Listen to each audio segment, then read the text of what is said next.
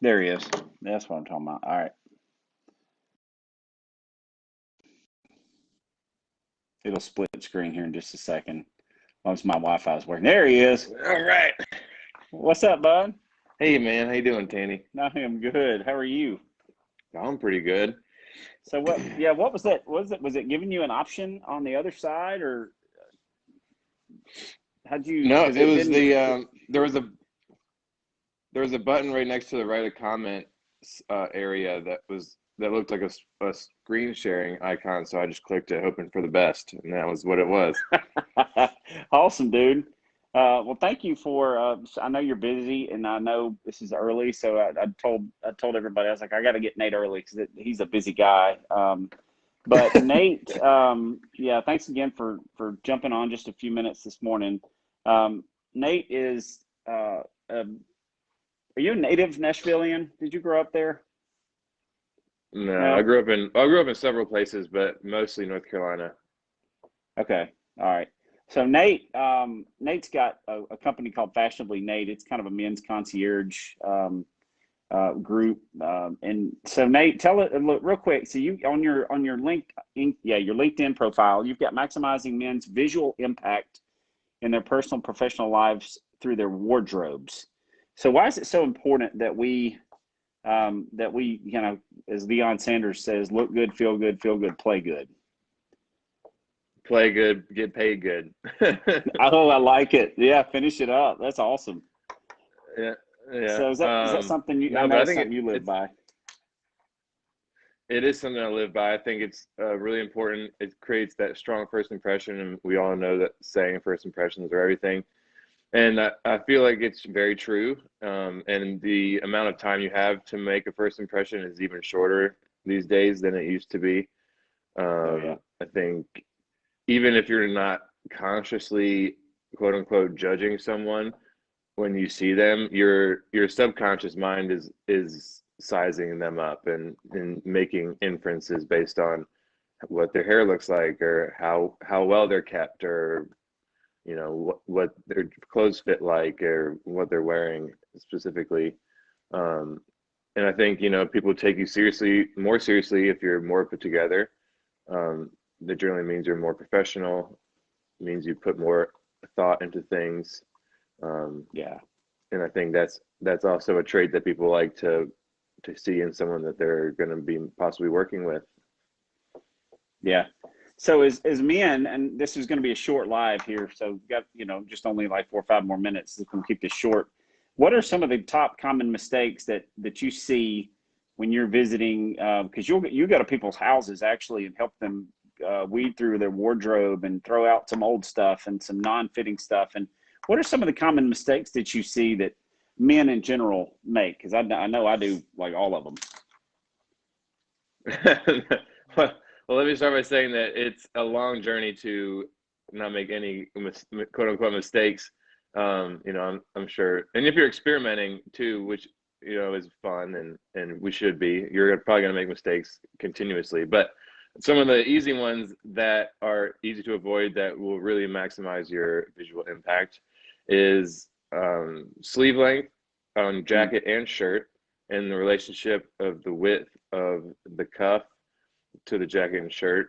Um, to Should I expound on these since we don't have much time, or should I just kind of go through a list? Well, just kind of tell us the common mistakes that most people.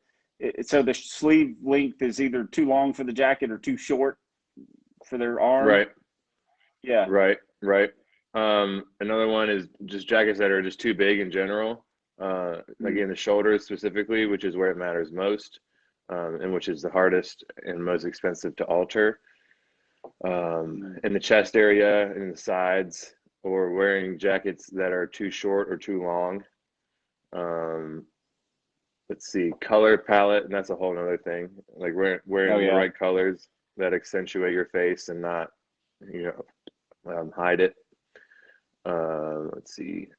I mean, there's so many. Pant length, um, leg width of the pant depend to like how big your legs are or how big the rest of your body is proportionally. Like if you're one of those guys that has a huge upper body and tiny legs, like you don't want to wear tight fitting pants and a loose jacket or whatever, and then it makes you look Sure. like Gru from Despicable Me. And That's awesome. let's see what else. So on the jacket, real quick, what is there a ballpark length? Is there a way to measure? I mean, I've kind of heard that if you can cut the bottom of your jacket in the last knuckles of your hand, that's probably a good length for the coat or jacket. Yeah, Not always. Not always. I would say depend on what style you're going for. I think that's definitely a good rule of thumb for like a more traditional length, which is still fine. You know, obviously it's timeless, it's traditional. But if you're going for more of that trendy look that's happening more so now with the shorter jackets, obviously you're gonna want it. You're gonna want a bit shorter than that. But also that rule of thumb isn't always great to use because some people have longer arms. You know, and if you have, you know, if you're just a guy with long arms comparatively, then if you use that rule of thumb, your jacket's going to be super long. But it really should balance. It really should balance the, you know, your torso to your legs. So, if you have somebody that can, you know, slap a measuring stick on the back of you or something, you can start measuring at the neck bone, at the top vertebrae, and to the bottom of or actually the bottom of the collar. The collar seam to the bottom of the jacket should be halfway from the collar seam to the floor. That's the most proportionally sound. That's the most proportionally sound measurement. But then again, it goes back to what style you're going for. Oh, I got you. All right. So what I'm hearing is that it's probably a good idea if you buy your clothes off the rack to go to a tailor and get them tailored. I mean, there's clothes that are better. You should have. Go ahead. Sorry. Oh, absolutely. I was gonna say you should absolutely have a good relationship with a great tailor. I mean, a tailor can do a lot of things. A great tailor can do a lot of things for your image for sure. Okay. So that may be our takeaway is you know, you were talking about Gru and the pants and the jacket fit and the sleeve length and all that. All of that can be taken care of at a tailor. And then, you know, that kind of keeps us from making fitting mistakes, I guess. And then Nate, of course, Nate can take care of any other questions you guys. He's Nate Mould on LinkedIn. Nate, what's your Instagram handle? It's _ fashionably Nate _ fashionably Nate _ Okay. Too quick off the cuffs.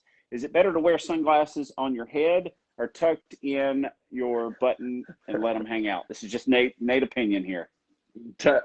Tucked in the button, let it hang out.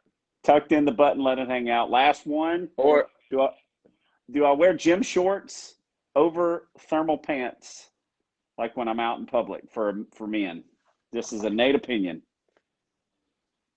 I have seen it work, but it oftentimes doesn't work more than it works.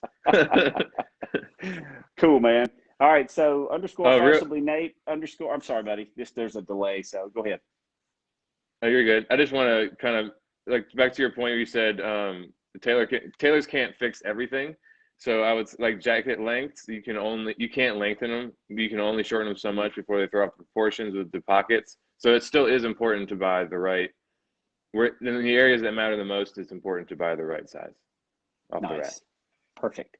Hey, dude, thank you for catching up with me today. I'll tell everybody just to friend you, follow you, and DM you for some info. And look forward to talking to you next time, man. All right, thanks, Tanny. Thanks for having me on. Have a good one. Yeah, bud. Bye. You too. Bye.